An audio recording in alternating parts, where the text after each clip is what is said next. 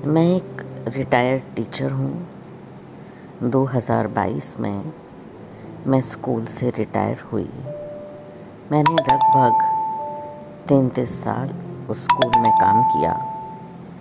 ये स्कूल ऐसा था जहाँ सभी वर्ग के, सभी तबके के बच्चे पढ़ते थे।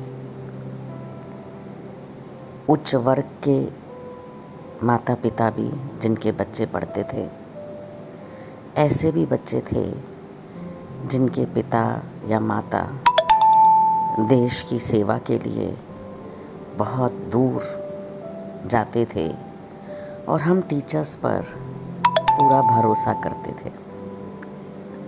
बच्चों को हम एक ही बात सिखाते थे कि ज़िंदगी में हार जीत लगी रहती है। कभी आप आशु भाषण में, कभी वाद विवाद प्रतियोगिता में, कभी कविता वाचन में, कभी खेल के मैदान में, कभी और विभागों में प्रतियोगिताओं में हारेंगे भी और जीत भी हासिल करना। लेकिन हार जीत को समान रूप से लेना ये ज़िंदगी में हमेशा चलता रहेगा। और हमारे स्कूल के बच्चों ने हमारी बात को बड़े अच्छे ढंग से सुना और उन बातों को माना। आज हमारे स्कूल के बच्चे, कोई इंजीनियर है, कोई डॉक्टर है, कोई पायलट है, कोई किसान भी है, लेकिन सबको अपने अपने काम पर गर्व है, क्योंकि वो सब देश की उन्नति में, देश के विकास में अपना अपना योगदान दे रहे हैं। कभी कभी बच्चे कहते हैं कि मैम हमने तो कुछ ऐसा स्पेशल नहीं किया। मैं कहती हूँ आप देश के बच्चे हैं, आप अपने आप में स्पेशल हैं। क्या हुआ, ज़रूरी नहीं है उच्च पद पर आसीन हो। आप जो भी कर रहे हैं, अगर आप देश के लिए योगदान दे रहे हैं तो वही महत्वपूर्ण है। अगर किसान रात दिन गर्मी सर्दी में, भीषण लू में खेतों में खड़े होकर काम कर रहा है तो वो कहीं भी किसी से भी पीछे नहीं है, वो सम्मान का बराबर हकदार है। अभी जब 2 दिन से इलेक्शन के रिज़ल्ट आ रहे थे, मुझे वायरल था, मैं रिज़ल्ट नहीं सुन पाई, लेकिन हार जीत की चर्चा कहीं ना कहीं हो रही थी। मुझे पॉलिटिक्स में बिल्कुल भी इंटरेस्ट नहीं है। हाँ, लेकिन मैं ये बात ज़रूर अपने बच्चों को फिर से पहुंचाना चाहती हूँ।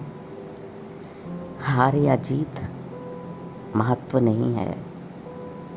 सबसे बड़ी बात ये है कि हम हिंदुस्तान में रहते हैं। हम किसी भी वर्ग के हैं, किसी भी धर्म के हैं, हमें सभी धर्मों को समान रूप से आदर देना है। इंजीनियर हैं, डॉक्टर हैं, किसान हैं, टीचर हैं, देश को सब लोगों की ज़रूरत है। और चाहे देश के नेता भी हैं, हमारे देश को सभी की ज़रूरत है। तो फिर हार और जीत से कोई फ़र्क नहीं पड़ता। बस ईर्ष्या द्वेष को ख़त्म कर दीजिए।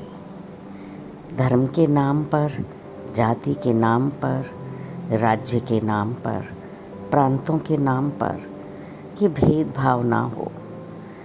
बहुत दुख पहुंचता है इन सब बातों से। कोई भी छल कपट की ज़रूरत नहीं। जब बात की जाती है राष्ट्रीयता की, तो राष्ट्र सर्वोपरि है। इसको ऊपर उठाने में, विदेशों में इसका नाम ऊंचा करने के लिए हमें क्या करना चाहिए, ये ज़रूर सोचना है। चंद्रयान की बात सुनी तो बहुत अच्छा लगा। कोई डॉक्टर जब विदेशों में कीर्तिमान स्थापित करता है, बहुत अच्छा लगता है। देश के झंडे को देखकर बहुत अच्छा लगता है। लेकिन वहीं जब बहुत सारे सैनिक देश की रक्षा करते हुए वीर गति को प्राप्त होते हैं तो दिल अपना भी छलनी होता है। उन परिवारों का जज्बा देखिए जो फिर ये कहते हैं कि हमारा एक बच्चा फिर से सैनिक बनने के लिए तैयार है, मातृभूमि की रक्षा के लिए तैयार है। जिस देश में ऐसे लोग रहते हैं वहाँ द्वेष, ईर्ष्या, छल कपट नहीं पनपना चाहिए। यदि ये छल कपट, ईर्ष्या, द्वेष पनपेगा, जड़ों में समाएगा तो आने वाला समय मुझे ऐसा लगता है घातक रहेगा। हमने तो कभी पढ़ाते समय ये नहीं सोचा कि ये बच्चा कौन से धर्म का है, कौन सी जाति का है, कौन से गांव का रहने वाला है, उच्च अधिकारी का बच्चा है या निम्न अधिकारी का बच्चा है। सबको एक समान पढ़ाया और आज वो सभी बच्चे एक समान आदर भी देते हैं। कहीं कोई परेशानी हो तो फ़ोन करके अपने बातों को शेयर करते हैं।